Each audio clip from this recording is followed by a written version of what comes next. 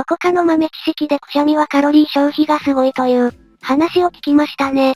それは正解なはず。それに首だったり腰を痛めやすいんだとさ。ぎっくり腰になるとかなんとか。エネルギーがすごいんですね。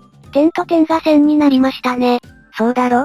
意外とカロリーで言うと、意外ではないか。水泳とか水で運動した方がカロリー消費は高い。全身運動だからな。散歩も全身使ってますけど？